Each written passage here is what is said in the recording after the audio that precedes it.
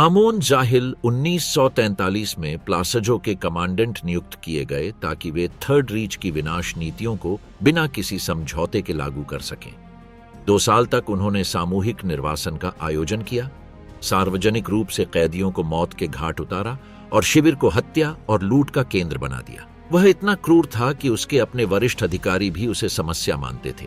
SS ने सत्ता के दुरुपयोग और लूटपाट के लिए उसकी जांच की। शासन के पतन से पहले उसे गिरफ्तार किया गया था और युद्ध के बाद उसके एक पूर्व कैदी ने उसे पहचान लिया। क्राको में उसे एक ऐसे मुकदमे का सामना करना पड़ा जिसने उसके आपराधिक करियर के हर चरण को उजागर कर दिया। उसके पास इतनी संचालन शक्ति कैसे आई? युद्ध समाप्त होने से पहले उसे क्यों हटाया गया? और उसके मुकदमे से नाजी विनाश की वास्तविक कार्य प्रणाली के बारे में क्या पता चला? प्लासजो के कमांडर का उदय। अमोन लियोपोल्ड गोथ के हाथों में आया। प्लासजो एकाग्रता शिविर की कमान संभालना और इसे नाजी विनाश शिविर में एक कुशल इकाई में बदलना, यह नियुक्ति कोई संयोग नहीं थी। यह आधुनिक इतिहास के सबसे आपराधिक तंत्र के भीतर 1 दशक से अधिक के मूल्यांकन, प्रशिक्षण और परीक्षण का परिणाम था। गोथ का जन्म 1908 में वियना में हुआ था। वे एक समृद्ध प्रकाशक के बेटे थे जो सैन्य और धार्मिक प्रकाशनों को संभालते थे। छोटी उम्र से ही उन्होंने औपचारिक शिक्षा में रुचि नहीं दिखाई, लेकिन अंतर युद्ध ऑस्ट्रिया में उग्रवादी विचारों के प्रति उनका आकर्षण बढ़ता गया। हिटलर के उदय से 3 साल पहले 1930 में नेशनल सोशलिस्ट पार्टी में शामिल होने से उन्हें अल्टे ए का दर्जा मिला। कैम्फर, पुराना योद्धा, एक ऐसा सम्मान जिसने नाजी सत्ता के लिए सभी दरवाजे खोल दिए। 1930 के दशक में जब ऑस्ट्रिया में पार्टी पर प्रतिबंध लगा दिया गया था, तब उन्होंने भूमिगत तोड़फोड़ करने वाले के रूप में काम किया था। उन्होंने हथियारों की तस्करी की, फांसीवादी कोशिकाओं को संगठित किया और प्रचार प्रसार किया। दबाव में अनुशासन बनाए रखने और प्रत्यक्ष पर्यवेक्षण के बिना काम करने की उनकी क्षमता ने जर्मन सुरक्षा बलों का ध्यान आकर्षित किया। वह सिर्फ एक कट्टरपंथी नहीं थे, वह एक उपयोगी कट्टरपंथी थे।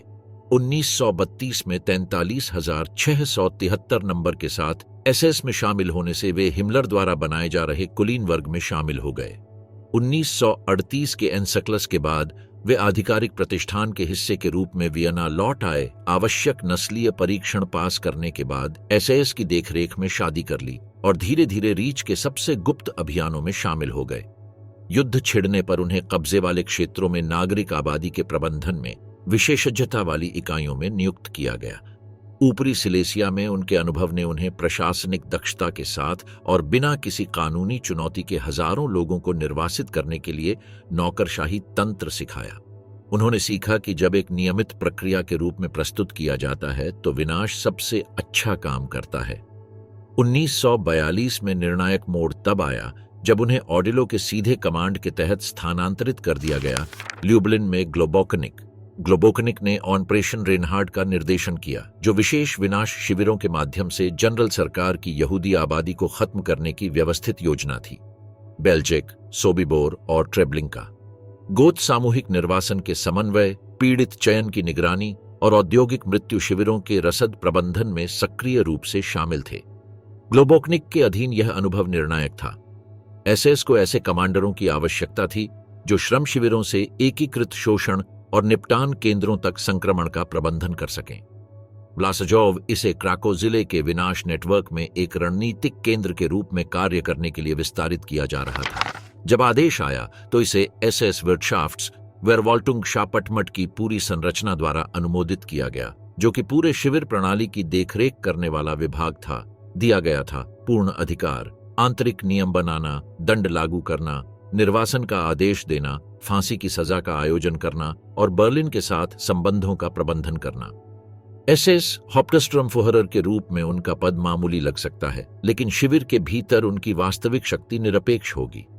प्लासजोव की परिधि के भीतर कोई भी नागरिक, न्यायिक या सैन्य प्राधिकरण उनके निर्णयों में हस्तक्षेप नहीं कर सकता था।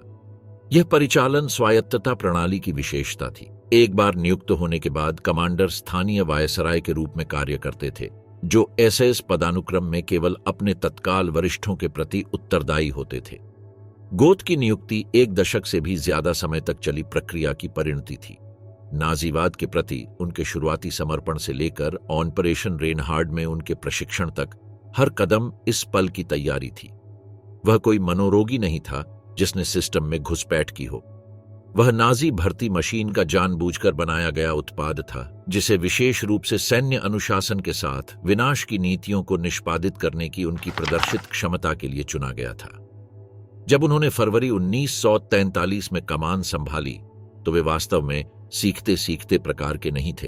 वे नरसंहार तंत्र के एक अनुभवी कार्यकर्ता के रूप में आए, रीच के कानूनी ढांचे द्वारा समर्थित और प्लासज्जो को मौत के एक कुशल साधन में बदलने के लिए तकनीकी ज्ञान से लैस थे। उनकी नियुक्ति इतिहास की कोई दुर्घटना नहीं थी, बल्कि एक ऐसी प्रणाली का तार्किक कार्यान्वयन था जिसने अपने सबसे प्रभावी निष्पादकों की पहचान की, उन्हें प्रशिक्षित किया और उन्हें तैनात किया। जाहिल वह व्यक्तिगत आवेग के कारण सत्ता में नहीं आया। उसे इसलिए भेजा गया क्योंकि वह उपयोगी था, क्योंकि उसने सेवा की, क्योंकि उसने बिना किसी हिचकिचाहट के हत्या की। गोथ साम्राज्य प्लासजोव विनाश केंद्र में बदल गया। प्लासजो ने क्राको के बाहरी इलाके में 80 हेक्टेयर से ज्यादा जमीन पर कब्जा कर लिया, जिसे जानबूझकर 2 पूर्व यहूदी कब्रिस्तानों पर प्रतीकात्मक अपमान और इरादे के व्यावहारिक बयान के रूप में बनाया गया था। गोथ के तहत दैनिक जीवन का हर पहलू नियंत्रण का एक तंत्र बन गया, जिसे व्यवस्थित आतंक के माध्यम से मनुष्यों को तोड़ने के लिए डिजाइन किया गया था। भौतिक संरचना इस दर्शन को दर्शाती है। दोहरी विद्युत बाड़, हर 100 मीटर पर संतरी बॉक्स, रात में फ्लड लाइट्स और कार्यात्मक रूप से विभेदित क्षेत्र। लकड़ी के बैरकों में उनकी आधिकारिक क्षमता से 3 गुना अधिक लोग रहते थे। 80 लोग, अब प्रति यूनिट 300।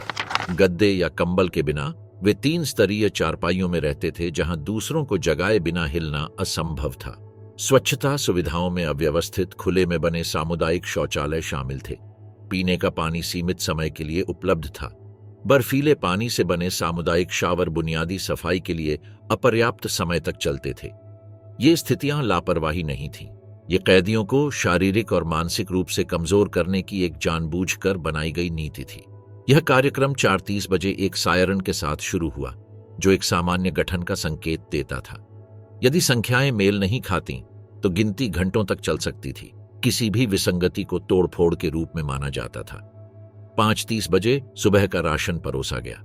फफूंद लगी काली रोटी और एक गर्म तरल जिसे कॉफी के रूप में जाना जाता है। यह भोजन दिन के दौरान कई लोगों द्वारा प्राप्त की जाने वाली सबसे बड़ी कैलोरी का प्रतिनिधित्व करता था।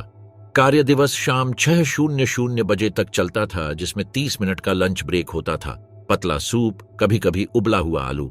सैन्य वर्दी, वहरमाच उपकरण और निर्मित सामान बनाने वाली आंतरिक कार्यशालाओं में काम करना। सबसे ज्यादा डर खदानों में लगाया जाता था। क्रूर निगरानी में 14 घंटे पत्थर निकालना, जिसमें जीवन प्रत्याशा काफी कम थी। प्रशासन एक सख्त पदानुक्रम के तहत संचालित होता था, जिसमें गोथ सबसे ऊपर होता था, जिसके पास पूरी शक्ति होती थी। प्रत्यक्ष अधीनस्थ, श्रम, भोजन, सुरक्षा, रिकॉर्ड और दंड के लिए जिम्मेदार एसएस अधिकारी। यह संरचना बिना किसी सवाल के आदेश पारित करती थी। गार्ड कर्मी, यूक्रेनी सहायक, ट्रावनिकिमनर, पूर्व सोवियत कैदियों को गार्ड के रूप में प्रशिक्षित किया गया। उनकी क्रूरता अक्सर जर्मन अधिकारियों से भी अधिक होती थी। बंदी आबादी के भीतर कापो प्रणाली कैदियों को न्यूनतम विशेषाधिकारों के बदले में अधिकार का प्रयोग करने के लिए चुना जाता है। बेहतर राशन, कम भीड़भाड़ वाला आवास, मनमाने दंड से सुरक्षा। कापो प्रणाली ने कई कार्य किए। सीमित सुरक्षा कर्मियों के साथ हजारों कैदियों पर नियंत्रण बनाए रखना, संगठित प्रतिरोध में बाधा डालने वाले कृत्रिम विभाजन पैदा करना और यह सुनिश्चित करना कि एकजुटता के बुनियादी कार्यों की निगरानी की जाए और उन्हें दंडित किया जाए। अनुशासनात्मक नियम संहिताबद्ध नहीं थे, बल्कि मनमाने ढंग से लागू किए जाने वाले व्याख्यात्मक नियम थे। देर से आना, बिना अनुमति के बोलना, थकान दिखाना, सीधे गार्ड की ओर देखना, निष्क्रिय प्रतिरोध प्रदर्शित करना। सजा में राशन की हानि से लेकर सार्वजनिक पिटाई, बिना वेंटिलेशन के अलगाव और घातक श्रम की नियुक्ति तक शामिल थी। सामूहिक दंड नियमित रूप से लागू किया जाता था। यदि कोई भाग जाता था या कोई गंभीर उल्लंघन करता था तो पूरे समूह को दंडित किया जा सकता था। भोजन कम कर दिया गया, शिफ्ट दोगुनी कर दी गई और कैदियों को बदतर क्षेत्रों में स्थानांतरित कर दिया गया। उद्देश्य, कैदियों को भावनात्मक रूप से अलग करना, एकजुटता को खतरनाक बनाना और आज्ञाकारिता को मनोवैज्ञानिक थोपने में बदलना। चिकित्सा अवसंरचना, एसएस द्वारा नियंत्रित बुनियादी अस्पताल, सीमित पहुंच और कार्य उद्देश्यों के अधीन। बीमार कैदी जो काम करने में असमर्थ थे, उन्हें अयोग्य के रूप में वर्गीकृत किया गया और अलग कर दिया गया, हालांकि उनके बाद के भाग्य का शायद ही कभी खुलासा किया गया हो। रिकॉर्ड रखने की प्रणाली ने हर लेन देन का सावधानीपूर्वक दस्तावेजीकरण किया। आय, व्यय, कार्य, असाइनमेंट, उल्लंघन और स्वास्थ्य परिवर्तन। यह जानकारी आंतरिक प्रशासन दोनों के लिए उपयोगी थी और इसका उपयोग बर्लिन को उत्पादन दक्षता और निपटान कोटा के अनुपालन पर रिपोर्ट करने के लिए किया गया था। बाहरी दुनिया से संवाद पूरी तरह प्रतिबंधित था। कोई पत्र, मुलाकात या बाहरी संपर्क नहीं। सामाजिक और भावनात्मक संबंधों को तोड़ने के लिए अमानवीयकरण प्रक्रिया के हिस्से के रूप में कुल अलगाव की नीति लागू की गई थी, जो मनोवैज्ञानिक प्रतिरोध के रूप में काम कर सकती थी। गोथ के अधीन प्लासजोव तात्कालिकता या व्यक्तिगत प्रपीड़न का उत्पाद नहीं था, बल्कि दर्जनों समान क्षेत्रों में विकसित और परिष्कृत नियंत्रण प्रौद्योगिकियों का व्यवस्थित अनुप्रयोग था। यह जर्मन इंजीनियरिंग की सटीकता विशेषता के साथ काम करने वाली एक अमानवीयकरण मशीन थी, जो उस समय तक मानवता द्वारा ज्ञात सबसे भयावह उद्देश्यों की ओर निर्देशित थी। प्लासजो कैंप सिर्फ हिरासत और विनाश केंद्र के तौर पर काम नहीं करता था। गोथ की कमान के तहत इसने तीसरे रय्य के युद्ध प्रयासों में एकीकृत आर्थिक उत्पादन के केंद्र के रूप में अपनी स्थिति को भी मजबूत किया। यह औद्योगिक आयाम, जो अक्सर परिस्थितियों की क्रूरता से प्रभावित होता था, बर्लिन में बंदी श्रम के लंबे समय तक शोषण को उचित ठहराने के लिए आवश्यक था। शिविर की परिधि के भीतर आर्बिट्सस्टेटन के नाम से जानी जाने वाली कई कार्यशालाएं संचालित होती थीं, जहां हजारों कैदी जबरन श्रम करते थे। गतिविधियों में सैन्य वर्दी, बेल्ट, जूते, बैकपैक, टूल केस, धातु के काम और छोटे वाहन घटकों का निर्माण शामिल था।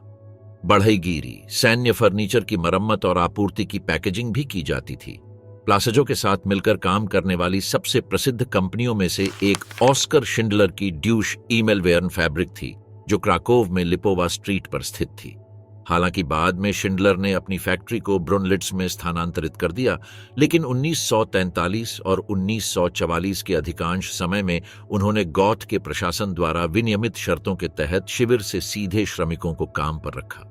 इस समझौते ने शिंडलर जैसे उद्यमियों को शिविर को दिए जाने वाले दैनिक शुल्क के लिए श्रमिकों को प्राप्त करने की अनुमति दी, जो कैदियों को नहीं दिया जाता था।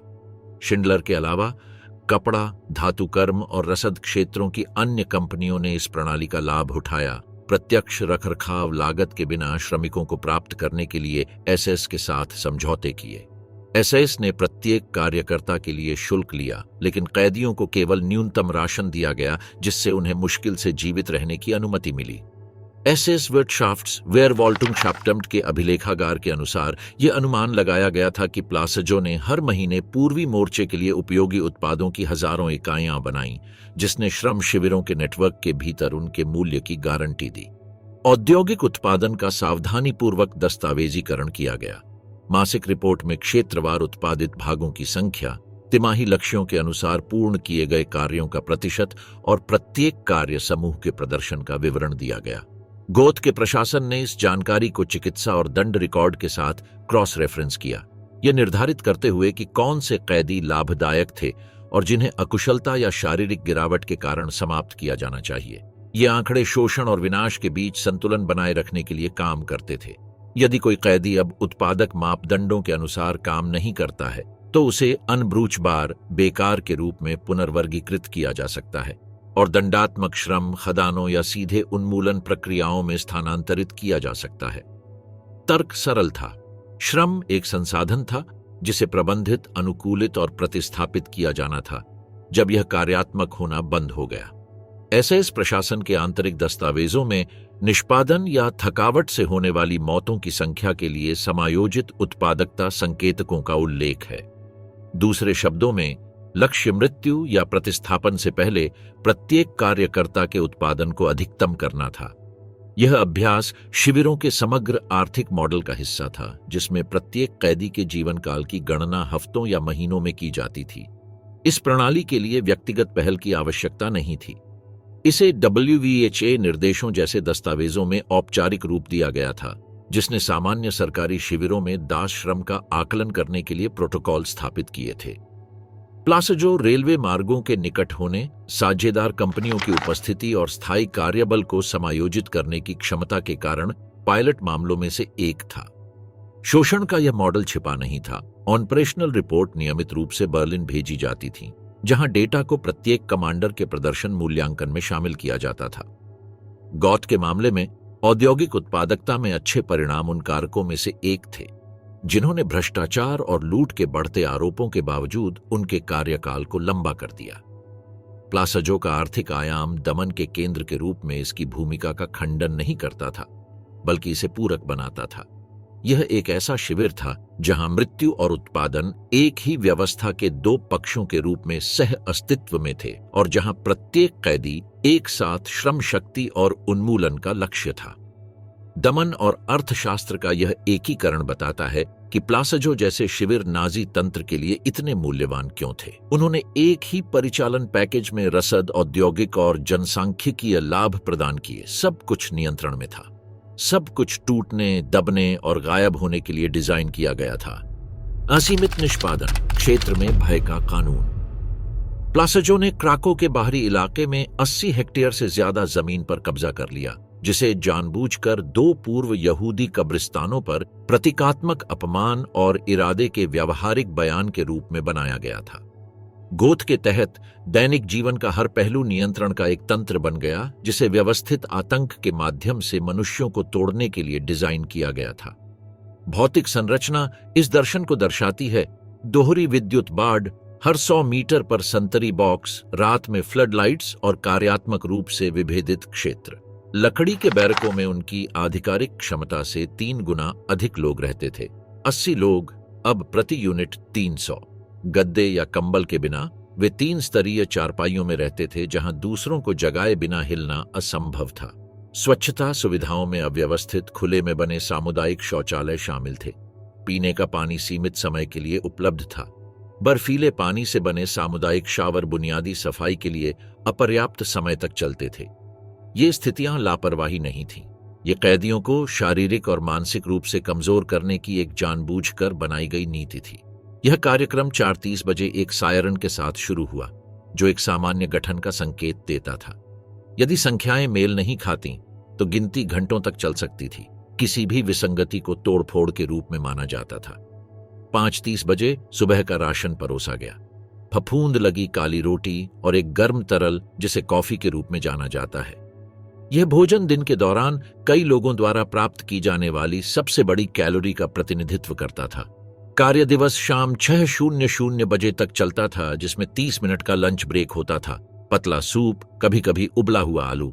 सैन्य वर्दी, वहरमाच उपकरण और निर्मित सामान बनाने वाली आंतरिक कार्यशालाओं में काम करना। सबसे ज्यादा डर खदानों में लगाया जाता था। क्रूर निगरानी में 14 घंटे पत्थर निकालना, जिसमें जीवन प्रत्याशा काफी कम थी। प्रशासन एक सख्त पदानुक्रम के तहत संचालित होता था, जिसमें गोथ सबसे ऊपर होता था, जिसके पास पूरी शक्ति होती थी। प्रत्यक्ष अधीनस्थ, श्रम, भोजन, सुरक्षा, रिकॉर्ड और दंड के लिए जिम्मेदार एसएस अधिकारी। यह संरचना बिना किसी सवाल के आदेश पारित करती थी। गार्ड कर्मी, यूक्रेनी सहायक, ट्रावनिकिमनर, पूर्व सोवियत कैदियों को गार्ड के रूप में प्रशिक्षित किया गया। उनकी क्रूरता अक्सर जर्मन अधिकारियों से भी अधिक होती थी। बंदी आबादी के भीतर कापो प्रणाली कैदियों को न्यूनतम विशेषाधिकारों के बदले में अधिकार का प्रयोग करने के लिए चुना जाता है। बेहतर राशन, कम भीड़भाड़ वाला आवास, मनमाने दंड से सुरक्षा। कापो प्रणाली ने कई कार्य किए। सीमित सुरक्षा कर्मियों के साथ हजारों कैदियों पर नियंत्रण बनाए रखना, संगठित प्रतिरोध में बाधा डालने वाले कृत्रिम विभाजन पैदा करना और यह सुनिश्चित करना कि एकजुटता के बुनियादी कार्यों की निगरानी की जाए और उन्हें दंडित किया जाए। अनुशासनात्मक नियम संहिताबद्ध नहीं थे, बल्कि मनमाने ढंग से लागू किए जाने वाले व्याख्यात्मक नियम थे। देर से आना, बिना अनुमति के बोलना, थकान दिखाना, सीधे गार्ड की ओर देखना, निष्क्रिय प्रतिरोध प्रदर्शित करना। सजा में राशन की हानि से लेकर सार्वजनिक पिटाई, बिना वेंटिलेशन के अलगाव और घातक श्रम की नियुक्ति तक शामिल थी। सामूहिक दंड नियमित रूप से लागू किया जाता था।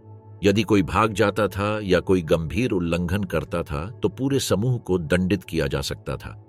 भोजन कम कर दिया गया, शिफ्ट दोगुनी कर दी गई और कैदियों को बदतर क्षेत्रों में स्थानांतरित कर दिया गया। उद्देश्य, कैदियों को भावनात्मक रूप से अलग करना, एकजुटता को खतरनाक बनाना और आज्ञाकारिता को मनोवैज्ञानिक थोपने में बदलना।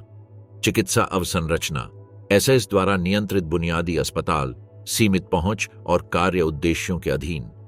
बीमार कैदी जो काम करने में असमर्थ थे, उन्हें अयोग्य के रूप में वर्गीकृत किया गया और अलग कर दिया गया, हालांकि उनके बाद के भाग्य का शायद ही कभी खुलासा किया गया हो।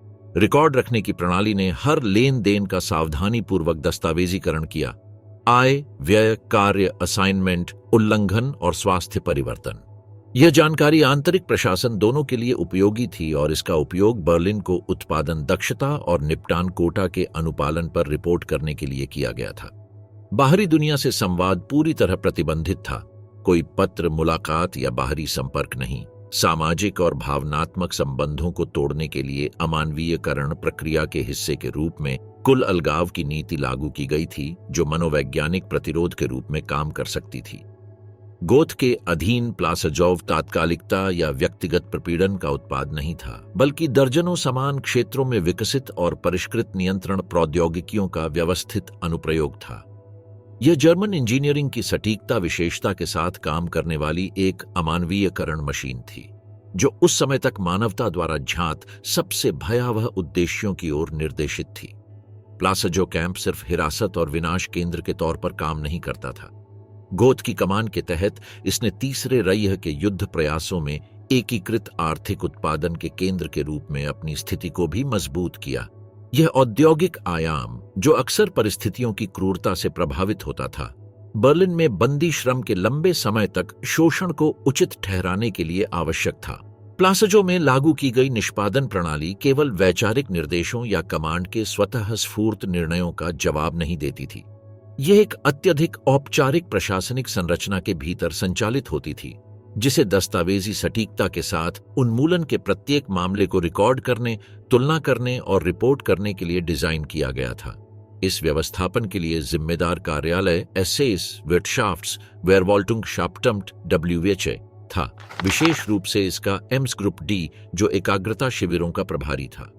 गॉथ को पूर्व स्थापित प्रपत्रों का उपयोग करके बर्लिन को नियमित रिपोर्ट प्रस्तुत करने की आवश्यकता थी, जो शिविर की दमनकारी गतिविधि को मापते थे। निष्पादन की संख्या, सौंपे गए मामले, कैदियों की श्रेणी के अनुसार वितरण और शिविर प्रशासन की समग्र दक्षता। सबसे अधिक इस्तेमाल किए जाने वाले फॉर्म टैग्समेल्डुंग दैनिक रिपोर्ट प्रकार के थे, जिनमें विस्तृत जानकारी होती थी। दिन के आरंभ और अंत में कैदियों की कुल संख्या, आय और व्यय की संख्या, सक्रिय कार्यकर्ता, मृतक, मृत्युदंडित और स्थानांतरित पूर्व निर्धारित कारण द्वारा वर्गीकृत, एर्शेसुंग, शूटिंग, तोड़फोड़, फ्लुचटवर्सुच, भागने का प्रयास, या बस बेस्ट्राफंग, दंड जैसे कोड़ों के तहत वर्गीकृत किया गया था। इन पदनामों के लिए किसी न्यायिक सबूत या मामले के रिकॉर्ड की आवश्यकता नहीं थी। किसी जिम्मेदार अधिकारी के हस्ताक्षर किसी व्यक्ति की जान लेने की पुष्टि करने के लिए पर्याप्त थे। इन रिपोर्टों का उद्देश्य अभिलेखीय नहीं, बल्कि परिचालनात्मक था। आंकड़ों की तुलना मासिक रूप से अन्य शिविरों से की जाती थी, जिससे उच्च अधिकारियों को कमांडेंटों के बीच दक्षता सूचकांक स्थापित करने की अनुमति मिलती थी। कुछ शिविरों का मूल्यांकन उनके उत्पादन की मात्रा के आधार पर किया गया था। प्लासजो जैसे अन्य शिविरों का मूल्यांकन आंतरिक व्यवस्था बनाए रखने, आर्थिक उत्पादन उत्पन्न करने और अनुत्पादक समझे जाने वाले लोगों को नियमित रूप से निष्पादित करने की उनकी क्षमता के आधार पर किया गया था। वास्तव में श्रम उत्पादकता के आंकड़ों और दर्ज मौतों के बीच संबंध एक प्रबंधन मॉडल का हिस्सा था, जो अधिकतम शोषण और योजनाबद्ध उन्मूलन के बीच संतुलन की तलाश करता था। एक कैदी जो अपनी उपयोगिता से अधिक समय तक जीवित रहता था, उसे तुरंत बदल दिया जाना चाहिए ताकि शिविर के उत्पादन लक्ष्यों को प्रभावित न किया जा सके। यह व्यवस्था प्रतिस्थापन कोटा के अस्तित्व में परिलक्षित होती थी, जहां नए कैदी परिवहन का अनुरोध तब किया जाता था जब जनशक्ति न्यूनतम परिचालन सीमा से नीचे गिर जाती थी। जनसंख्या में गिरावट को मानवीय नुकसान के रूप में नहीं, बल्कि किसी अन्य संसाधन की कमी के समान रसद घाटे के रूप में दर्ज किया गया था। कुछ मामलों में कैदियों के औसत उपयोगी जीवन पर आंकड़े शामिल किए गए थे। अनुपयोगी के रूप में वर्गीकृत किए जाने और समाप्त किए जाने से पहले वे कितने दिनों तक काम करने की स्थिति में रहे। ये आंकड़े सार्वजनिक नहीं थे, लेकिन नूर्नबर्ग अभिलेखागार और वारसॉ में यहूदी ऐतिहासिक संस्थान में संरक्षित VVHA दस्तावेजों में शामिल हैं। गोथ के अधीन प्लासझो उन शिविरों में से एक बन गया जिसने इस प्रकार के संयुक्त प्रबंधन को सबसे अच्छे तरीके से लागू किया। केंद्रीकृत नौकरशाही की निगरानी में व्यवस्थित दमन और आर्थिक शोषण निष्पादन को अपवाद या दंडात्मक उपाय के रूप में नहीं देखा गया, बल्कि एक विनियमित प्रक्रिया के हिस्से के रूप में देखा गया, जो तीसरे रेह की प्रशासनिक प्रणाली के भीतर किसी भी अन्य ऑपरेशन के बराबर था। यह प्रणाली गोथ की व्यक्तिगत पहल नहीं थी, बल्कि नाजी नेतृत्व के उच्चतम स्तर पर विकसित नीतियों का स्थानीय कार्यान्वयन थी। उनकी भूमिका यह सुनिश्चित करना कि इन नीतियों को अधिकतम दक्षता के साथ क्रियान्वित किया जाए तथा परिचालन लागत और प्रतिरोध जोखिमों को न्यूनतम करते हुए मृत्यु उत्पादन को अधिकतम करने के लिए उपलब्ध संसाधनों का उपयोग किया जाए। चोरी का साम्राज्य, गोथ और उसका लूट नेटवर्क। नौकरशाही सटीकता के साथ विनाश मशीनरी को निर्देशित करते हुए गोथ ने एक व्यक्तिगत संवर्धन प्रणाली विकसित की जिसने प्रत्येक कैदी परिवहन को आर्थिक लाभ के अवसर में बदल दिया। यह कोई मामूली विचलन नहीं था, यह एक सावधानीपूर्वक संगठित ऑपरेशन था जिसने रीच से संसाधनों को अपनी निजी संपत्ति की ओर मोड़ दिया। लूटपाट ठीक उसी समय शुरू हुई जब ट्रांसपोर्ट पहुंचे। प्रत्येक दल अपने साथ पिछले जीवन के अवशेष लेकर आया। परिवार के गहने, सोने के सिक्के, घड़ियां, कलाकृतियां, संगीत वाद्य यंत्र, धार्मिक वस्तुएं, व्यक्तिगत प्रभाव जो दशकों के पारिवारिक संचय का प्रतिनिधित्व करते थे। आधिकारिक प्रोटोकॉल ने बर्लिन में केंद्रीय जमा राशि को जब्त करने, सूची बनाने और शिपमेंट की स्थापना की। गोथ ने आधिकारिक प्रक्रिया के भीतर काम करने वाली एक वैकल्पिक प्रणाली स्थापित की। प्रत्येक आगमन के पहले घंटों के दौरान जब कैदियों का पंजीकरण और निरीक्षण किया जाता था, तो उनकी देखरेख में टीमें जब्त की गई वस्तुओं का प्रारंभिक चयन करती थीं। आधिकारिक सूची में पहुंचने से पहले सबसे मूल्यवान वस्तुओं को अलग कर दिया जाता था। बाद में उन्हें अलग अलग क्षेत्रों में निजी जमा में स्थानांतरित कर दिया जाता था। रसद के लिए परिष्कृत समन्वय की आवश्यकता थी, जिसमें कई स्तरों के कार्मिकों को शामिल किया गया था। छोटे अधिकारी प्रारंभिक जब्ती के दौरान मूल्यवान वस्तुओं की पहचान करते थे और उन्हें अलग करते थे। प्रशासनिक कार्मिक वस्तुओं के अस्तित्व को छिपाने के लिए अभिलेखों में परिवर्तन करते थे। विशेष गार्ड लूट के माल को गुप्त रूप से ले जाते थे। नागरिक सहयोगी बाहरी गंतव्यों की ओर प्रक्रियाओं को सुगम बनाते थे। निरीक्षण के दौरान खुलासे को न्यूनतम करने के लिए निजी जमा को रणनीतिक रूप से वितरित किया गया था। उनके निजी आवास में छोटी वस्तुएं, उनके नियंत्रण में कार्यालयों में छिपाई गई मध्यम आकार की वस्तुएं, इमारतों में संग्रहीत भारी वस्तुएं जो जाहिर तौर पर वैध रसद उद्देश्यों के लिए थीं। ऑस्ट्रिया की ओर परिवहन सबसे दुस्साहसिक पहलू का प्रतिनिधित्व करता है। उसने चोरी की वस्तुओं की पूरी खेप भेजने के लिए आधिकारिक तौर पर सैन्य आपूर्ति के लिए आवंटित रेलवे कारों का इस्तेमाल किया। इन शिपमेंट में फर्जी दस्तावेज शामिल थे जो उन्हें राज्य के उपयोग के लिए जब्त की गई सामग्री के रूप में पहचानते थे, लेकिन पते उसके परिवार द्वारा नियंत्रित संपत्तियों से मेल खाते थे। प्रोकोसिम अवैध संचालन का मुख्य केंद्र बन गया। वहां से ओरिएंटल कालीन, प्राचीन फर्नीचर, पेंटिंग, चांदी के बर्तन, संगीत वाद्य यंत्र, पुस्तकों के संग्रह और संपन्न यहूदी परिवारों की पांडुलिपियों से भरी गाड़ियां रवाना हुईं। कुछ शिपमेंट में ऑस्ट्रिया की ओर रेलवे कार्गो के रूप में ले जाए जाने वाले नागरिक वाहन शामिल थे। समन्वय के लिए रेलवे अधिकारियों, सीमा शुल्क कर्मियों, कई अधिकार क्षेत्रों में पारगमन अधिकारियों की मिलीभगत की आवश्यकता थी। गोथ ने संपर्कों का एक नेटवर्क विकसित किया था जो लाभ में भागीदारी या सोने और विदेशी मुद्रा में भुगतान के बदले में आवाजाही की सुविधा प्रदान करता था। यह नेटवर्क एक समानांतर आपराधिक उद्यम के रूप में संचालित होता था जो निजी उद्देश्यों के लिए आधिकारिक बुनियादी ढांचे का उपयोग करता था। उनकी जीवन शैली संचित धन की प्रत्यक्ष अभिव्यक्ति थी। उनका निवास स्थान एक हवेली में बदल गया जो कुछ मीटर दूर कैदियों की अत्यधिक दुर्दशा के विपरीत था। फर्श को आयातित संगमरमर से बदल दिया गया, दीवारों को टेपेस्ट्री और जब्त की गई पेंटिंग से सजाया गया। अखरोट और महोगनी के प्राचीन फर्नीचर जो पहले क्राको के संपन्न परिवारों के पास थे, जब्त की गई पुस्तकों से बना निजी पुस्तकालय, निर्वासन के दौरान जब्त की गई फ्रांसीसी वाइन और शैंपेन से भरा तहखाना, यहूदी परिवार द्वारा सदियों से संग्रहित वस्तुओं से सजे कमरे। यह खराब तरीके से प्रशासित जब्ती का परिणाम नहीं था, बल्कि सबसे मूल्यवान वस्तुओं के चयन और विनियोग की एक जानबूझकर प्रणाली थी। घरेलू कार्मिकों को केवल निजी कार्यों के लिए चुने गए कैदियों से बनाया गया था, जो एसएस नियमों का उल्लंघन करते थे, जिसके अनुसार युद्ध के प्रयास या प्रतिष्ठानों के बुनियादी रखरखाव से संबंधित उत्पादक कार्यों में ही उनका उपयोग किया जाना चाहिए। रीच मानव संसाधनों का अवैध विनियोजन नियुक्त कैदियों में शामिल थे। जब्त गोदामों से सामग्री के साथ विस्तृत भोजन तैयार करने वाले रसोइये, हवेली के रखरखाव में विशेषज्ञ नौकरानियां, निजी हरे भरे स्थानों की देखभाल करने वाले माली, व्यक्तिगत कपड़ों की देखभाल करने वाले धोबिन, जब्त वाहनों को चलाने वाले चालक, निजी मालिश करने वाले, निजी नाई। ये कैदी थोड़े बेहतर हालात में रहते थे, लेकिन कड़ी निगरानी में निजी गतिविधियों का खुलासा करने पर उन्हें लगातार मौत की सजा देने की धमकियां दी जाती थीं। बार बार घुमाए जाने से व्यक्तिगत संबंध नहीं बन पाते थे और संभावित गवाहों की संभावना खत्म हो जाती थी। वाहनों का बेड़ा विनियोग का एक स्पष्ट उदाहरण है। निर्वासित परिवारों से जब्त की गई 3 लग्जरी गाड़ियां, काली मर्सिडीज बेंज, BMW सेडान, इतालवी स्पोर्ट्स वाहन, सभी को नए असबाब, अनुकूलित सामान, विशेष कैदियों द्वारा किए गए संशोधनों के साथ फिर से तैयार किया गया। रखरखाव का काम एक कैदी मैकेनिक द्वारा किया जाता था, जो क्राको में एक कार्यशाला का पूर्व मालिक था, जो वाहनों में यांत्रिक समस्याएं, असामान्य आवाजें, कॉस्मेटिक दोष होने पर निष्पादन की निरंतर धमकी के तहत काम करता था। दबाव ने व्यामोह और नियंत्रण के स्तर को दर्शाया जो गोथ ने अपने व्यक्तिगत वातावरण पर बनाए रखा था। निवास में आयोजित समारोहों में अश्लीलता का भाव था। अधिकारियों और आगंतुकों के लिए जब्त किए गए बर्तन, बढ़िया कांच के बर्तन, पीड़ितों से संबंधित संग्रहित मदिरा का उपयोग करके भोज आयोजित किए गए। बैठकों में मनोरंजन गतिविधियां शामिल थीं, जिनमें चयनित कैदियों का अतिरिक्त अपमान शामिल था।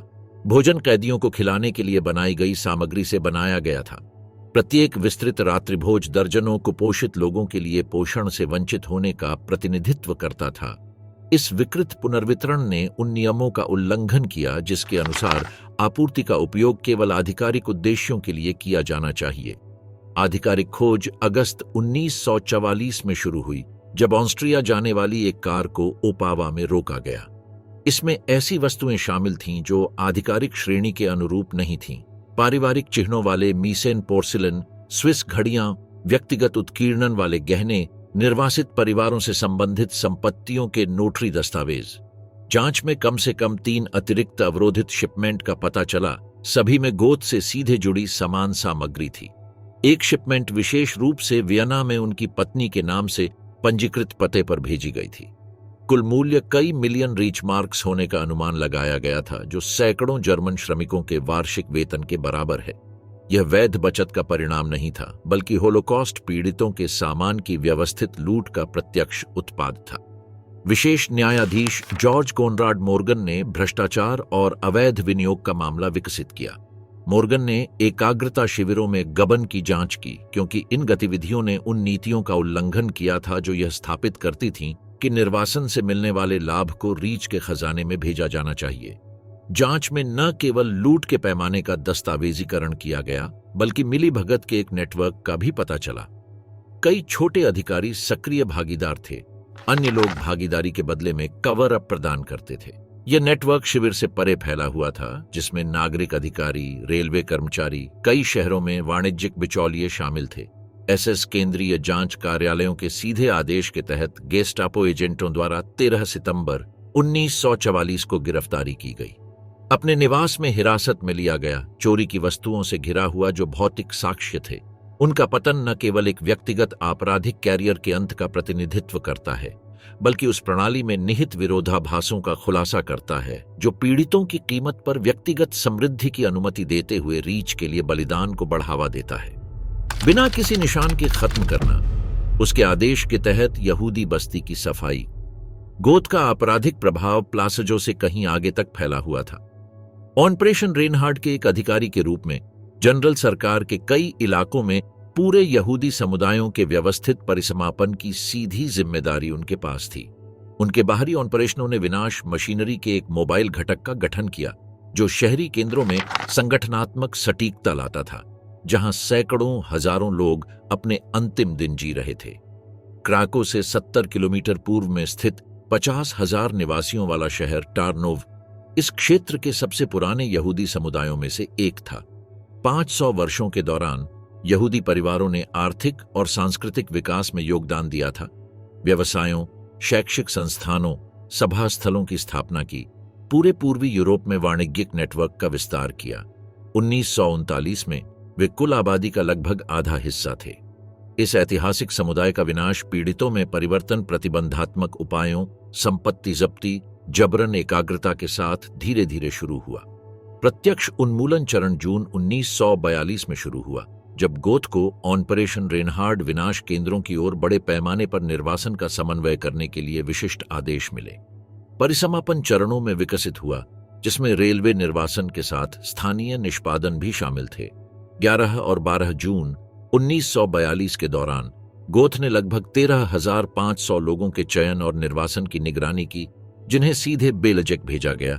उनके पहुंचने के कुछ घंटों बाद ही गैस चैम्बर में उनकी हत्या कर दी गई। ऑपरेशन के लिए कई ट्रेनों, चयन टीमों, सुरक्षा बलों, विशेष रसद कर्मियों के समन्वय की आवश्यकता थी। चयन मुख्य चौक पर किया गया था, जहां पूरी यहूदी आबादी सशस्त्र निगरानी में केंद्रित थी। गोथ ने विशिष्ट मानदंड स्थापित किए, किसे तुरंत निर्वासित किया जाएगा, किसे अस्थायी रूप से दासश्रम के लिए रखा जाएगा या मौके पर ही मार दिया जाएगा। मानदंडों में आयु, शारीरिक स्थिति, व्यावसायिक कौशल, पारिवारिक विचार शामिल थे, जो प्रक्रिया की स्थिरता को प्रभावित कर सकते थे। स्थानीय निष्पादन कई स्थानों पर हुए। एकाग्रता के दौरान सड़कों पर, चयन के दौरान केंद्रीय बाजार, पुराने यहूदी कब्रिस्तान, पास के जंगल जहां पूरे समूहों को गोली मार दी गई और पहले से खोदे गए गड्ढों में दफना दिया गया। जीवित गवाहों ने दस्तावेज किया कि गोथ ने सीधे तौर पर भाग लिया। निर्वासन के लिए अपर्याप्त समझी जाने वाली महिलाओं और बच्चों के खिलाफ व्यक्तिगत रूप से गोली चलाई। अंतिम परिसमापन चरण 1 से 3 सितंबर 1943 के बीच निष्पादित किया गया था, जब गोथ जीवित समुदाय के अवशेषों को खत्म करने के लिए वापस लौटे थे। अंतिम ऑपरेशन के दौरान लगभग 3,000 लोगों को गुलामी के लिए प्लासजो भेजा गया था और 4,000 से अधिक लोगों को तत्काल विनाश के लिए सीधे ऑनशविट्स बिर्केनौ भेजा गया था। दस्तावेज में गोथ द्वारा हस्ताक्षरित विशिष्ट आदेश शामिल हैं, जिसमें 80 यूक्रेनी गार्ड और 40 एसएस सदस्यों की तैनाती को अधिकृत किया गया है, ताकि बिना किसी प्रतिरोध के परिसमापन की गारंटी दी जा सके। आदेशों में जब्त की गई संपत्तियों को संभालने, शवों को ठिकाने लगाने, ऐतिहासिक यहूदी उपस्थिति के सबूतों को मिटाने वाली सफाई प्रक्रियाओं के लिए प्रोटोकॉल स्थापित किए गए थे। क्राको यहूदी बस्ती अपने आकार, रणनीतिक स्थान और पोलिश यहूदी जीवन के केंद्र के रूप में प्रतीकात्मक महत्व के कारण सबसे महत्वपूर्ण उद्देश्य का प्रतिनिधित्व करती थी। मार्च 1941 में पोर्टगोर्ज में स्थापित इसे शुरू में बाद के निर्वासन की सुविधा के लिए एक अस्थायी उपाय के रूप में डिजाइन किया गया था। मार्च 1943 तक, जब गोथ को अंतिम परिसमापन की जिम्मेदारी मिली, तो इसमें लगभग 16,000 लोग चरम जीवित परिस्थितियों में भीड़ में रहते थे। परिसमापन 2 चरणों में किया गया, जो पिछले अभियानों के दौरान विकसित संगठनात्मक परिष्कार को दर्शाता है। पहला चरण 13 मार्च 1943 को उपयोगी कार्य करने में अक्षम माने जाने वाले 8,000 लोगों के निर्वासन पर केंद्रित था। चयन सारांश चिकित्सा निरीक्षणों के माध्यम से किया गया था, जिसमें निवासियों को श्रम उपयोगिता की श्रेणियों में वर्गीकृत किया गया था। यह प्रक्रिया कई बिंदुओं पर एक साथ विकसित हुई। मुख्य एकाग्रता केंद्र के रूप में जगोड़ी स्क्वायर यहूदी अस्पताल, जहां रोगियों और चिकित्सा कर्मियों को एक अलग समूह के रूप में संसाधित किया जाता था। मुख्य सड़कें, जहां घर घर जाकर निरीक्षण किया जाता था। उन व्यक्तियों की पहचान की जाती थी जो छिपकर निर्वासन से बचने का प्रयास कर रहे थे। गोथ ने एक ऊंचे स्थान पर एक कमांड पोस्ट स्थापित किया, जिससे पूर्ण दृश्य पर्यवेक्षण और ऑपरेटिव टीमों के साथ सीधा संचार संभव हो सका। स्थानीय जुडेनराट के सहयोग से पहले से ही सूचियां तैयार की गई थीं, लेकिन व्यक्तिगत वर्गीकरण पर अंतिम निर्णय गोथ या उनके प्रत्यक्ष पर्यवेक्षण के तहत अधिकारियों द्वारा वास्तविक समय में किए गए थे। परिचालन लचीलेपन ने अप्रत्याशित परिस्थितियों के अनुसार प्रक्रिया को समायोजित करने की अनुमति दी। प्रतिरोध के प्रयास, परिवहन के साथ रसद संबंधी समस्याएं, बर्लिन से स्थापित कोटा में परिवर्तन। 10 मार्च 1943 को गोथ द्वारा व्यक्तिगत रूप से हस्ताक्षरित आदेश में कहा गया था कि क्षेत्र में किसी भी अचयनित तत्व को छोड़े बिना परिसमापन अधिकतम 72 घंटों में पूरा किया जाना चाहिए। रसद और सुरक्षा सहायता के लिए आवश्यक समन्वय के हिस्से के रूप में क्राको में एसएस और पुलिस प्रमुख ओबरफोहरर जूलियन शेरनर को निर्देश दिया गया था। दूसरे चरण में अस्थायी रूप से उपयोगी के रूप में वर्गीकृत शेष निवासियों के प्रसंस्करण पर ध्यान केंद्रित किया गया। उन्हें उनके अंतिम भाग्य को निर्धारित करने वाले दूसरे चयन के अधीन किया गया। तत्काल शोषण के लिए प्लासजो में स्थानांतरण, स्थगित विनाश के लिए ऑन्शविट्स में निर्वासन या समस्याग्रस्त मामलों या परिवहन के लिए अपर्याप्त होने पर स्थानीय उन्मूलन। सेजबनी में ऑपरेशन ने कई इलाकों से एकत्रित आबादी के प्रबंधन में अतिरिक्त अनुभव प्रदान किया। जून से दिसंबर 1943 के दौरान सेजबनी ने एक पारगमन केंद्र के रूप में काम किया, जहां हजारों लोगों को निश्चित विनाश स्थलों पर भेजने से पहले संसाधित किया जाता था। इस मॉडल में अस्थायी श्रम शोषण को अयोग्य व्यक्तियों के व्यवस्थित निष्कासन के साथ जोड़ा गया। गॉथ ने कम से कम 3 बार शिविर का दौरा किया। स्थानीय अधिकारी हंस केलरमैन के साथ मिलकर निर्वासन सूचियों का आयोजन किया। इन यात्राओं के परिणाम स्वरूप निकासी में उल्लेखनीय तेजी आई और सख्त चयन विधियों का कार्यान्वयन हुआ।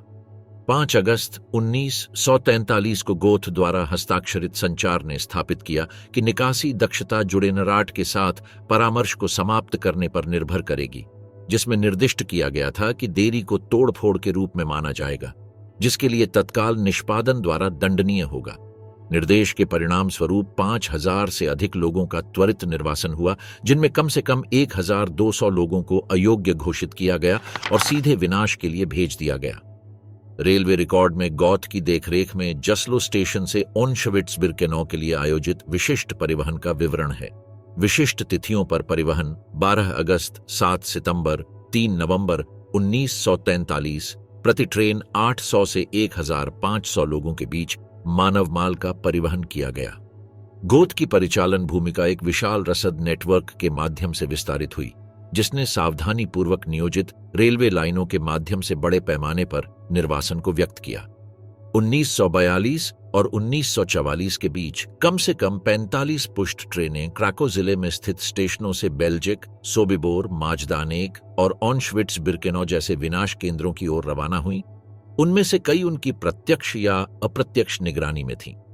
इन ट्रेनों का प्रबंधन क्राको प्लासजो, टार्नोव, बोचनिया, वेलिक्जिका, मीलेक और जस्लो जैसे प्रमुख स्टेशनों से किया जाता था और प्रत्येक ट्रेन में 800 से 1500 लोग सवार होते थे, जो बिना वेंटिलेशन, बिना पानी या सैनिटरी सेवाओं के कार्गो कारों में बंद रहते थे। यात्रा की औसत अवधि गंतव्य के आधार पर 14 से 30 घंटों के बीच होती थी। यात्रा के दौरान मृत्यु दर अत्यधिक गर्मी या सर्दियों के महीनों में 10% से अधिक हो सकती थी। 13 अगस्त 1942 को बोचनिया से बेल्जिक की ओर जाने वाले परिवहन में 1002 लोग थे। 1 दर्जन से भी कम लोग बच गए। 27 अगस्त 1943 का काफिला 980 यहूदियों के साथ मीलेक से रवाना हुआ। शिविर के रिकॉर्ड के अनुसार 100% की हत्या माजदानेक में की गई। वेलिक्जिका में अप्रैल 1943 की छापेमारी में 1400 से अधिक लोगों को जबरन चढ़ाया गया, जिनमें से कई महिलाएं और बच्चे थे, जिनका अंतिम गंतव्य ऑन्शविट्स बिर्केनौ था। ये घटनाएं, जिन्हें अक्सर रेलवे रिकॉर्ड के बाहर खराब तरीके से प्रलेखित किया जाता है, एक ही परिचालन पैटर्न का हिस्सा थीं। गोथ ने ट्रेनों का आगमन, पर्यवेक्षण, चयन और समन्वय किया। इन निर्वासनों को विनियमित करने वाले आदेश RSH रीचसिचेरहेट-शाप्टामट रीच सुरक्षा मुख्य कार्यालय से आए थे, जो रेनहार्ड हेड्रिक और बाद में अर्न्स्ट कल्टेनब्रनर के निर्देशन में था। गोथ ने विभाग 4B4 द्वारा हस्ताक्षरित निर्देशों का पालन किया, जो यहूदी मामलों और निर्वासन के लिए जिम्मेदार था, जिसका प्रमुख एडोल्फ इचमैन था। इन आदेशों ने प्रत्येक जिले से स्थानांतरित होने वाले लोगों के साप्ताहिक कोटा, संपत्ति जब्ती के निर्देश और संचालन के बाद स्थानीय रिकॉर्ड को खत्म करने के निर्देश निर्धारित किए। इन संचारों का एक उदाहरण 2 मार्च 1943 को बर्लिन से क्राको में एसएस कमांडर जूलियन शेरनर को भेजा गया कोडित टेलीग्राम है और इसे फील्ड एग्जीक्यूटर के रूप में गोथ को दोहराया गया। इसमें यह निर्धारित किया गया था कि क्राको यहूदी बस्ती का पूर्ण परिसमापन 15 मार्च से पहले पूरा हो जाना चाहिए। इस प्रक्रिया के सार्वजनिक दस्तावेजीकरण से बचने और ड्यूशरीट्सबान के स्थानीय रेलवे कार्यालय के माध्यम से ऑन्शविट्स की ओर जाने वाली ट्रेनों का समन्वय करने के संकेत दिए गए थे। 17 जुलाई 1943 को जारी एक अन्य दस्तावेज में आइचमैन के निर्देशों का विवरण है कि माध्यमिक बिंदुओं से गैर उत्पादक तत्वों को हटाने में तेजी लाएं, जिसमें स्पष्ट रूप से सेबनी, बोचनिया और टार्नोव को प्राथमिकता वाले केंद्रों के रूप में गिना गया है।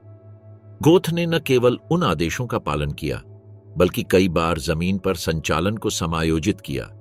व्यक्तिगत रूप से यह तय किया कि कितने प्रतिशत लोगों को जबरन श्रम के लिए प्लासजो भेजा जाएगा और जिन्हें शिविरों में सीधे तौर पर मार दिया जाएगा। होलोकॉस्ट रेलवे सर्किट में गोथ का एकीकरण इस बात की पुष्टि करता है कि उनका कार्य स्थानीय प्रशासन से परे था।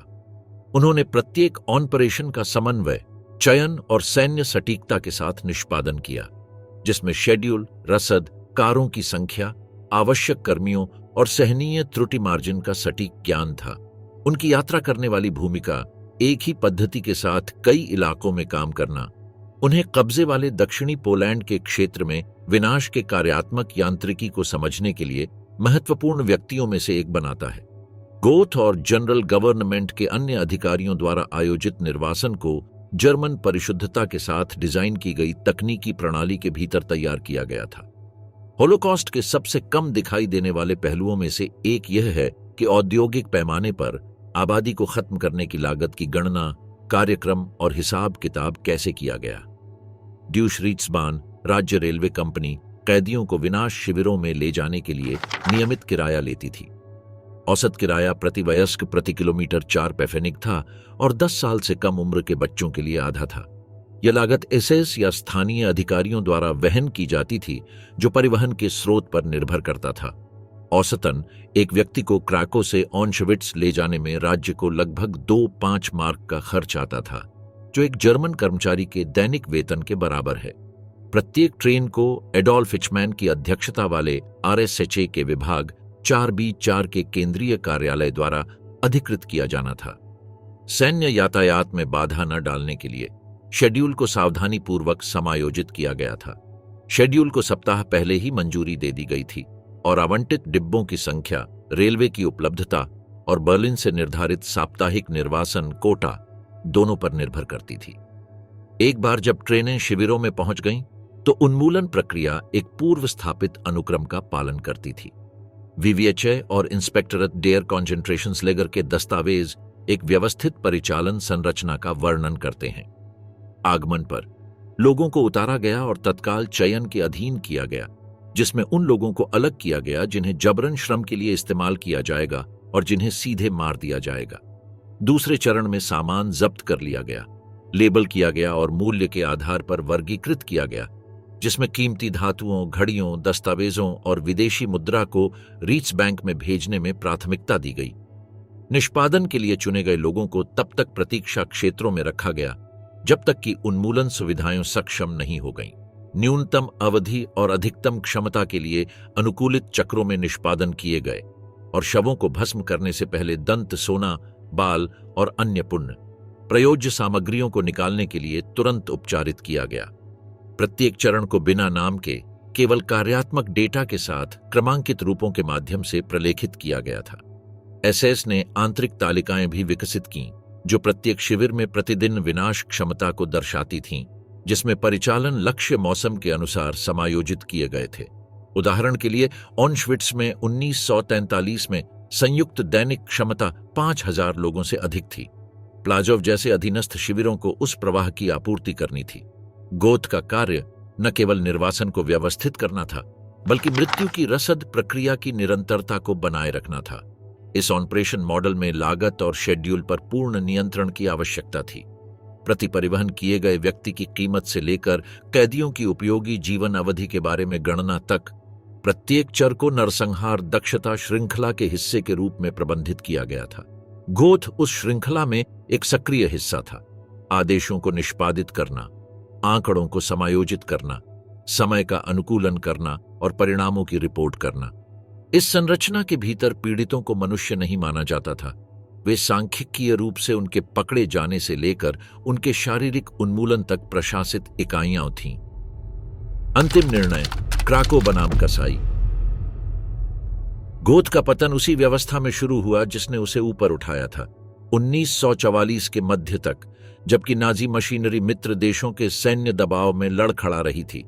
आंतरिक विरोधाभास भ्रष्टाचार की जांच में प्रकट हुए, जो सबसे क्रूर निष्पादकों तक भी पहुंचे। विडंबना यह है कि उन्हें मानवता के खिलाफ अपराधों के लिए नहीं, बल्कि उस राज्य से चोरी करने के लिए गिरफ्तार किया गया था जिसकी उन्होंने खूनी वफादारी के साथ सेवा की थी। गबन मामलों के लिए विशेष एसएस जज जॉर्ज कोनराड मॉर्गन ने प्लासजो से रिपोर्ट की गई अनियमितताओं को महीनों तक दर्ज किया था। जब्त की गई वस्तुओं का गायब होना, व्यक्तिगत सेवाओं के लिए कैदियों का अनुचित उपयोग, आपूर्ति का डायवर्जन, नागरिक गंतव्यों की ओर अनधिकृत परिवहन। प्रत्येक गतिविधि एक गंभीर उल्लंघन थी, जिससे यह स्थापित हुआ कि निर्वासन से होने वाले लाभ को विशेष रूप से रीच के खजाने में भेजा जाना चाहिए। निर्णायक सबूत नियमित निरीक्षण के दौरान रोकी गई कारों के रूप में सामने आए। उनकी सामग्री ने 1 साल से अधिक समय तक संचालित लूट प्रणाली के अकाट्य सबूत प्रदान किए। पारिवारिक चिन्हों के साथ चीनी मिट्टी के बर्तन, व्यक्तिगत उत्कीर्णन वाले गहने, जब्त की गई संपत्तियों के नोटरी दस्तावेज, झात निजी संग्रह से संबंधित कलाकृतियां। 13 सितंबर 1944 को गेस्टापो एजेंटों ने प्लासजो के निजी आवास पर गिरफ्तारी वारंट जारी किया। विडंबना यह थी कि वही दमनकारी तंत्र जिसने उसके अपराधों में मदद की थी, अब सिस्टम के नौकरशाही नियमों का उल्लंघन करने के लिए उसके खिलाफ हो गया। उसे बिना किसी प्रतिरोध के हिरासत में लिया गया। उसके चारों ओर चोरी की गई वस्तुएं थीं जो भ्रष्टाचार के भौतिक सबूत थीं। इस आंतरिक न्यायाधिकरण द्वारा तैयार किए गए आरोपों में सिस्टम की विशिष्ट प्राथमिकताओं को दर्शाया गया। रीच के सामानों का अवैध विनियोग, घरेलू सेवाओं के लिए कैदियों का अनधिकृत उपयोग, आधिकारिक दस्तावेजों में फेरबदल, अभिलेखागार तक अनधिकृत पहुंच, राज्य के संसाधनों के साथ काले बाजार में भागीदारी। उल्लेखनीय रूप से अनुपस्थित नरसंहार, निर्वासन, यातनाएं जो उनके प्रबंधन का सार थीं। आंतरिक प्रक्रिया कभी पूरी नहीं हुई।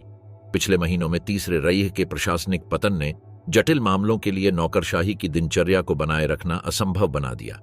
सैन्य डॉक्टरों ने गोथ को मानसिक अस्थिरता का निदान किया और उन्हें बावरिया के बैड टोल्ज में एक मनोरोग अस्पताल में स्थानांतरित कर दिया, जहां वे 8 मई 1945 को जर्मन आत्मसमर्पण तक रहे। अमेरिकी सेना द्वारा उनका पकड़ा जाना लगभग आकस्मिक था। उन्होंने मित्र देशों के अधिकारियों द्वारा संसाधित लाखों जर्मन कैदियों के बीच घुलने मिलने की उम्मीद में वेहरमाच के एक निजी सैनिक की पहचान अपनाई थी। यह रणनीति काम कर सकती थी अगर उन्हें प्लासजो के एक जीवित बचे जोसेफ येवकोविच ने नहीं पहचाना होता, जो कब्जे वाली सेना के साथ दुभाषिया के रूप में काम करते थे। येवकोविच को 1943 की एक घटना अच्छी तरह याद है, जब सुबह की एक ट्रेनिंग के दौरान गोथ ने उनके सिर पर पिस्तौल तान दी थी। केवल एक कांपो के हस्तक्षेप से, जिसने युवा कैदी को बेरहमी से पीटा था, गोथ को यह विश्वास हो गया था कि पहले से ही दोषी ठहराए गए व्यक्ति पर गोली बर्बाद नहीं करनी चाहिए। अब 2 साल बाद डचाऊ में जर्मन कैदियों के बीच उस चेहरे की पहचान हुई। पोलैंड को प्रत्यर्पण 1946 में किया गया था। साथ ही होलोकॉस्ट के सबसे घातक दौर के दौरान ऑनश्विट्स कमांडेंट रुडोल्फ हॉस को भी प्रत्यर्पित किया गया था। जब नूरनबर्ग में नाजी राजनीतिक नेताओं पर मुकदमा चल रहा था, तो सिस्टम के संचालन निष्पादकों पर उन देशों में कार्रवाई की जाएगी जहां उन्होंने अपराध किए थे। पोलैंड ने गतिविधियों के स्थान और अधिकांश पीड़ितों की राष्ट्रीयता के आधार पर अधिकार क्षेत्र का दावा किया। 27 अगस्त 1946 को क्राको के राष्ट्रीय सर्वोच्च न्यायाधिकरण में मुकदमा शुरू हुआ, जो प्लासजो के संचालन स्थल से कुछ किलोमीटर की दूरी पर था। औपचारिक आरोपों में उनके आपराधिक करियर की संपूर्णता को शामिल करने वाले विशिष्ट आरोप शामिल थे। प्लासजो में कम से कम 8,000 लोगों की मौत की सीधी जिम्मेदारी, क्राको यहूदी बस्ती के परिसमापन के दौरान 2,000 पीड़ितों के निर्वासन में भागीदारी, टार्नोव से 8,000 लोगों को विनाश शिविरों की ओर स्थानांतरित करने का समन्वय, सेबनी के परिसमापन की निगरानी, पीड़ितों की संपत्तियों का व्यवस्थित विनियोग। 10 दिनों के दौरान प्रस्तुत किए गए साक्ष्यों में गोथ द्वारा हस्ताक्षरित आधिकारिक दस्तावेज, मित्र देशों की टोही द्वारा ली गई हवाई तस्वीरें, 70 जीवित गवाहों की गवाही, निर्वासन का दस्तावेजीकरण करने वाले रेलवे रिकॉर्ड, उसकी लूट के दायरे को प्रदर्शित करने वाले अवरोधित शिपमेंट से भौतिक वस्तुएं शामिल थीं। विस्तृत दस्तावेजीकरण ने न केवल विशिष्ट तथ्यों को स्थापित किया, बल्कि बर्लिन से आदेशों को प्लासजो में कार्यान्वयन से जोड़ने वाली जिम्मेदारी की पूरी श्रृंखला को भी स्थापित किया। गोथ ने खुद ही अपना बचाव करने का फैसला किया। यह फैसला उनके व्यक्तिगत अहंकार और कानूनी स्थिति की नासमझी को दर्शाता है। उनकी रक्षात्मक रणनीति दो तर्कों पर आधारित थी: विनाश नीतियों के बारे में जानकारी से इनकार और उच्चतर आदेशों के अनुसार काम करने की पुष्टि। दोनों ही लाइनें सीधे तौर पर दस्तावेजी सबूतों से विरोधाभासी थीं, जिसमें उनके द्वारा शुरू किए गए आदेश और आधिकारिक निर्देशों से परे गतिविधियों में उनकी उत्साही भागीदारी को प्रदर्शित करने वाली रिपोर्ट शामिल थीं। आरोपों को पढ़ते समय गोथ ने मानवीय पीड़ा के प्रति वही उदासीनता दिखाई जो उसके प्रबंधन की विशेषता थी। पर्यवेक्षकों ने दर्ज किया कि गवाही पढ़ते समय उसने अपने नाखून काटे, फोटोग्राफिक साक्ष्य प्रस्तुत करने के दौरान ऊब दिखाई और आरोपों की गंभीरता से ज्यादा अपनी कुर्सी के आराम के बारे में चिंतित दिखाई दिया। वे जिन कुछ गवाहों को पेश करने में सफल रहे, उनसे अभियोजन पक्ष के आरोपों को अनजाने में अतिरिक्त पुष्टि मिली। उनकी भागीदारी को कम करने के प्रयासों के परिणाम स्वरूप प्रारंभिक जांच में छूटे हुए विवरणों का खुलासा हुआ। उनकी व्यक्तिगत गवाही में आंतरिक विरोधाभास और उनके स्वयं के हस्ताक्षर वाले दस्तावेजों द्वारा खंडन किए गए कथनों की विशेषता थी। 5 सितंबर 1946 को न्यायाधिकरण ने सभी आरोपों में दोषी ठहराते हुए सर्वसम्मति से उसे फांसी की सजा सुनाई। सजा सुनाए जाने के बाद भी उसे कोई भावनात्मक अभिव्यक्ति नहीं मिली। पूरी प्रक्रिया के दौरान उदासीनता का भाव बना रहा। उसे तुरंत क्राको की मोंटेलुपिट जेल में फांसी की प्रतीक्षा के लिए स्थानांतरित कर दिया गया। उनके अंतिम दिन सजा के खिलाफ अपील करने के असफल प्रयासों और उनके अपराधों की प्रकृति और पैमाने के कारण स्वतः ही क्षमादान अनुरोधों को अस्वीकार करने से चिह्नित थे। उन्हें न तो परिवार से मिलने दिया गया और न ही बाहरी पत्राचार। वे पूरी तरह से अलग थलग रहे। जेल के रिकॉर्ड अंत तक अवज्ञा के रवैये का संकेत देते हैं, धार्मिक सहायता को अस्वीकार करते हुए और राष्ट्रीय समाजवादी आदर्शों की ईमानदारी से सेवा करने के अपने दृढ़ विश्वास को व्यक्त करते हुए। 13 सितंबर 1946 को गेस्टापो द्वारा उनकी गिरफ्तारी के ठीक 2 साल बाद उन्हें फांसी दी गई। पोलिश अधिकारियों ने न्याय की पुष्टि के लिए अंतर्राष्ट्रीय पर्यवेक्षकों और बचे हुए संगठनों के प्रतिनिधियों की उपस्थिति की अनुमति दी। गोथ की ऊंचाई, जो 2 मीटर के करीब थी, तकनीकी कठिनाइयों को प्रस्तुत करती थी, जिससे सफल निष्पादन प्राप्त करने से पहले रस्सी को कई बार समायोजित करना पड़ता था। उनके अंतिम शब्द थे, हेल हिटलर, एक घोषणा जो आसन्न मृत्यु का सामना कर रही उनकी निरंतर वैचारिक निष्ठा को सारांशित करती थी। उन्होंने पीड़ितों के लिए कोई पश्चाताप नहीं व्यक्त किया, अपने कार्यों की आपराधिकता को स्वीकार नहीं किया, पीड़ा की भयावहता के बारे में कोई समझ नहीं दिखाई। वह उसी तरह मरा जैसे वह अपने सत्ता काल के दौरान जिया था, उन लोगों के प्रति पूरी तरह से मानवता से रहित जिन्हें उसने हीन माना था। फांसी के तुरंत बाद उनके शरीर का अंतिम संस्कार कर दिया गया और उनकी राख को विस्तुला नदी में बिखेर दिया गया। यह सुनिश्चित करने के लिए स्थापित प्रोटोकॉल का पालन किया गया कि नाजी शासन के भावी प्रशंसकों के लिए कोई तीर्थ स्थल न हो। अंतिम संस्कार के दौरान धार्मिक समारोह या परिवार की उपस्थिति के बिना न्यायिक फाइल को सजा पूरी होने के नोटेशन के साथ संग्रहित किया गया, जिससे आधिकारिक तौर पर उस मामले को बंद कर दिया गया जिसमें होलोकॉस्ट के कुछ सबसे व्यवस्थित अपराधों का दस्तावेजीकरण किया गया था। हालांकि इसका ऐतिहासिक महत्व व्यक्तिगत न्याय से परे था। इसने उन अपराधियों पर मुकदमा चलाने के लिए एक कानूनी मिसाल कायम की जिन्होंने स्पष्ट रूप से कानूनी नौकरशाही संरचनाओं के भीतर काम किया था, यह प्रदर्शित करते हुए कि उच्च आदेशों का पालन करना मानवता के खिलाफ अपराधों के लिए व्यक्तिगत जिम्मेदारी से मुक्ति नहीं है। गोथ की मृत्यु ने अंतर्युद्ध वियना के चरमपंथी हलकों में शुरू हुए प्रक्षेप वक्र के समापन का प्रतिनिधित्व किया और अंतर्राष्ट्रीय न्याय की फांसी में परिणत हुआ।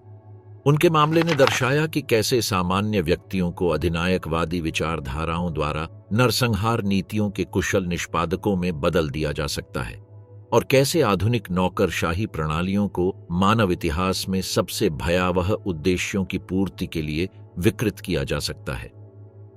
किसी विशिष्ट व्यक्ति को दिए गए न्याय से परे उनकी फांसी आधिकारिक मान्यता का प्रतीक थी कि होलोकॉस्ट कट्टरपंथी नेताओं के एक छोटे समूह द्वारा लिए गए निर्णयों का परिणाम नहीं था। बल्कि व्यवस्थित कार्यान्वयन था, जिसके लिए पूरे रीच ढांचे में हजारों अधिकारियों, प्रशासकों, अधिकारियों, निष्पादकों की सक्रिय भागीदारी की आवश्यकता थी। उनकी मृत्यु नष्ट हुए जीवन को बहाल नहीं कर सकी और न ही हुई क्षति की मरम्मत कर सकी, लेकिन इसने स्पष्ट रूप से स्थापित किया कि मानवीय न्याय, हालांकि देर से और अपूर्ण था, अंततः उन लोगों तक भी पहुंचा जिन्होंने स्पष्ट रूप से दंड से मुक्ति के साथ काम किया था।